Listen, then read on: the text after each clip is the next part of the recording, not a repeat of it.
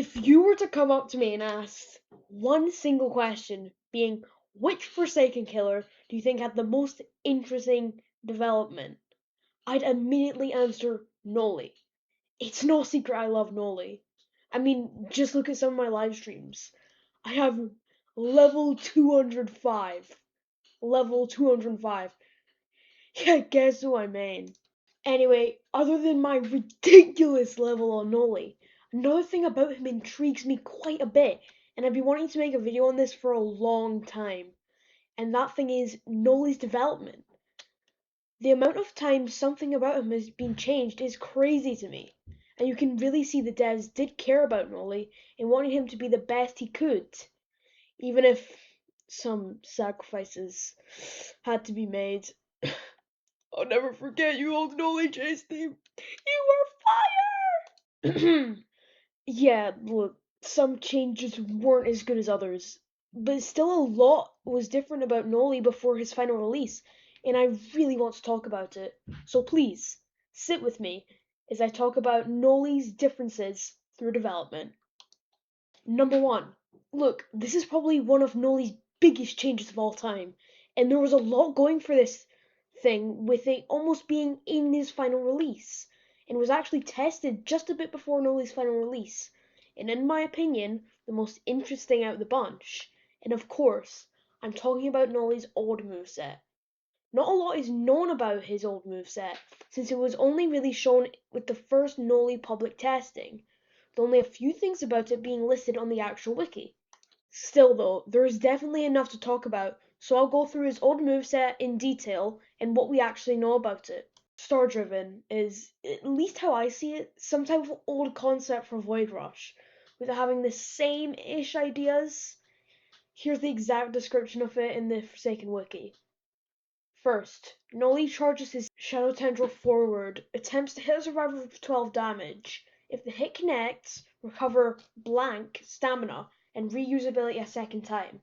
If the hit connects a second time, slam survivor into the ground for 24 damage. This may have a special finisher. If the hit fails, Noli gets stunned. The cooldown of this ability is not stated, but a few things that poked out at me which in some way connected to Void Rush were the regain stamina thing. If you didn't know, Noli gains 2 stamina from starting Void Rush. I know, game changing. Anyway, the other thing that reminded me of Void Rush was the slam mechanic, since Void Rush also can do that. But that's kinda it for Star Driven. But as it stands, it's an interesting ability, with it really feeling like an old demo version of Void Rush.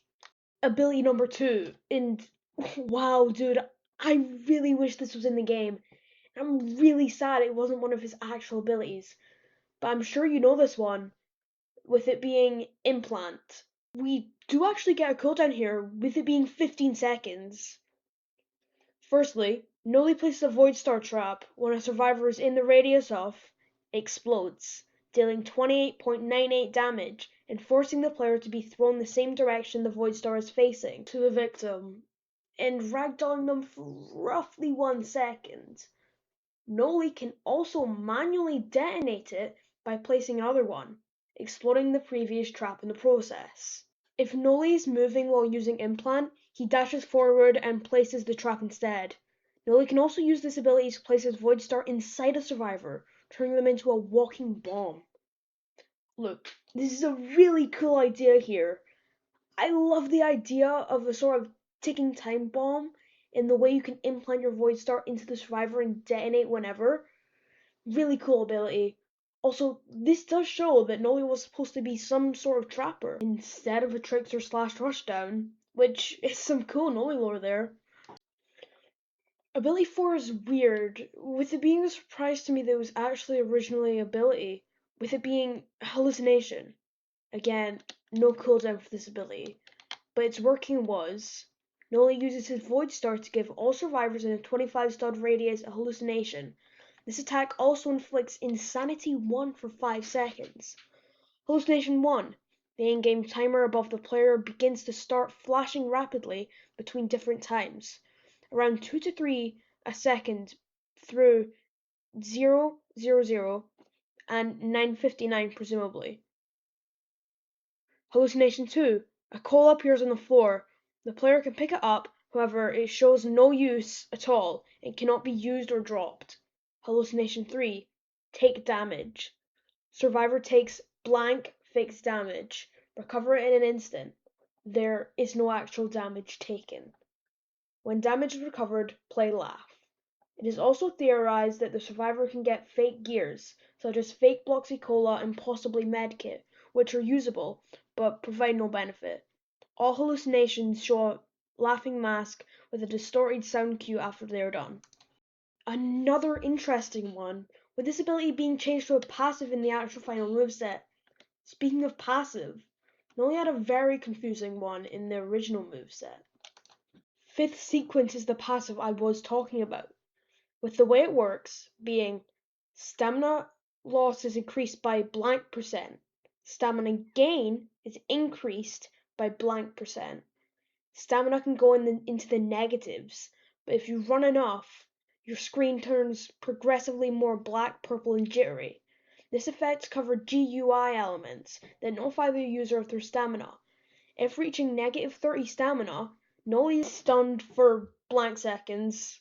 On survivor kill, reveal the location of remaining survivors for 1.5 seconds. I don't know what to say to this dude, but the stamina going to the negatives is a cool idea, and I do wish they kept this, but it does feel kind of overpowered. Anyway, that's his whole moveset. A lot was changed from his original moveset, and I wish I could try this out because most of these sound like really cool ideas. Anyway, the next old thing about Noli I will be talking about is all the other stuff that are easy to explain. I'll go quickly through most of these. There was his old model, his old two laughers, and his old chase theme. Rest in peace. Rest in peace. Anyway, thank you for watching this video. I hope to make more videos like this soon, and yeah, hope you enjoyed. Bye bye.